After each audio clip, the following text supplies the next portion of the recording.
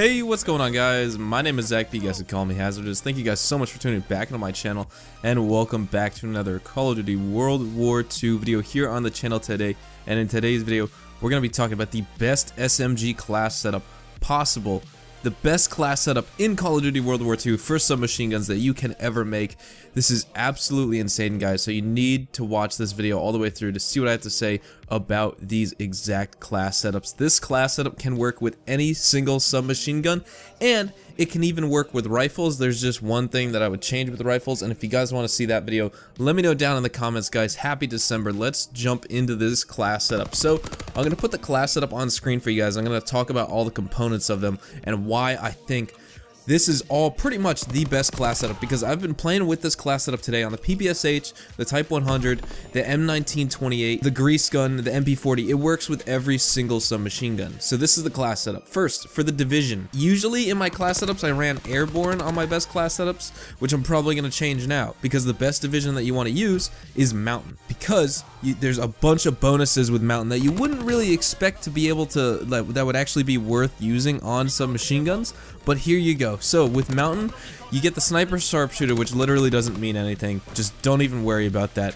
The second advantage of mountain is you're always invisible to enemy recon craft. So it's pretty much just like you have ghost or cold-blooded in the game permanently, and that's why mountain is awesome. You're also hidden to enemy player-controlled streaks, so the glide bomb won't kill you, or at least it won't see you on the map. The ball turret gunner won't see you, and things like that. And the most important part of mountain is the silent movement. Now, I play a lot of free-for-all, so maybe that's why this class setup works so well for me, but the sound whoring has been slightly adjusted in this game. You can hear where footsteps are coming from now, especially if you have headsets.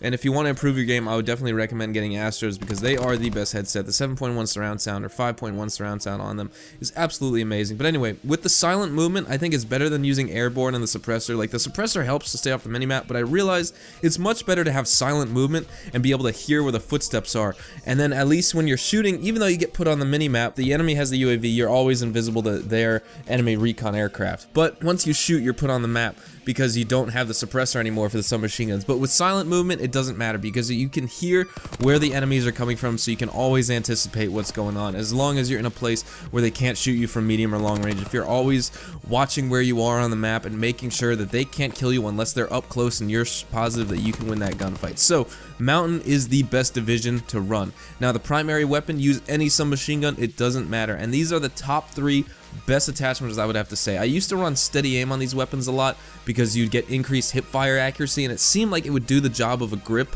and decrease your recoil. But after the most recent patch, that kind of changed. When Sledgehammer added this patch, grip is now the attachment that I run instead of steady aim. So you want to run grip on whatever submachine gun you're using, because you get decreased recoil, and it's just easier to control the weapon that way. When you're aiming down sights, these weapons have no kick at all, and it's amazing.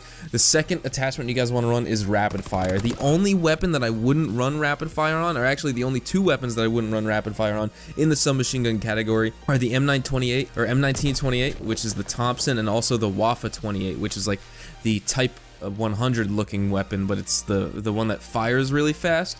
Instead of using rapid fire on those, I would honestly just run quick draw or something of the sorts. I would use grip, I would use extended mags, and then you could also use steady aim. Steady aim always works instead of rapid fire for the WW2 and the M1928 or the Thompson, just because they fire so quick. The rapid fire, I feel like, doesn't really give you much of an advantage. In fact, it just makes the grip worse, because they already do have a lot of recoil.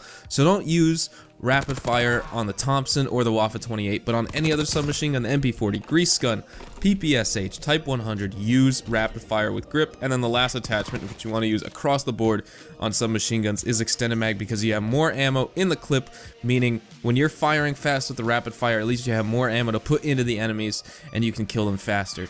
Obviously, for the basic training, you need to run primed. They did patch primed in the most recent update, patch 1.06, but primed, you still want to have, or you still want to run 3 attachments. Now, you could do without extended mag, and you could put as your basic training, you could put energetic or hustle, or you could put airborne and then run inconspicuous as your basic training. But I find running mountain with these 3 attachments with the prime basic training, and then also for the secondary, you guys want to run the P08 with extended mags. That really is up to you, the secondary. I just like having extended mags on that pistol because it's very powerful. And then the lethal, this is probably another one of the most important parts of this type of class setup, is this lethal grenade. This S44 mine is absolutely amazing, guys. If you are one of those defensive players, especially if you're playing free-for-all and you want to control an area of the map the whole entire game, place that mine down in a spot that you don't want to have to keep track of, like a doorway or something like that, and just patrol the other few entrances of the building, and that mine will save your life. I can guarantee you guys that. Sometimes I even just place it in a spawn for fun, because as soon as the enemy spawns, they just blow up from the mine. It's a great way to troll people in free-for-all. This is the best SMG class setup, guys. For any submachine gun, run these attachments. Just remember, with the Thompson / the M1928 and then also the Wafa 28, swap out rapid fire, use steady aim or quick draw on it if you want. Maybe you could even run rapid fire, I just don't like it. But on anything else, use mountain division, use whatever your favorite submachine gun is, and run rapid fire, extended mags, and grip with the prime basic training, extended mags on your secondary weapon, and the S44 mine. The attachments, the division, and the lethal grenade are the most important parts of this class setup. I hope you guys enjoyed today's video. Happy December, guys. Thank you guys so much for tuning into my channel. If you guys want to see a best assault rifle class setup that works with any single rifle in COD World War II, let me know down in the comments, and also drop a like on this video letting me know you want to see more. Thank you guys so much for tuning into my channel. I hope you guys have a fantastic day, and I will see you guys in the next video. Adios, amigos.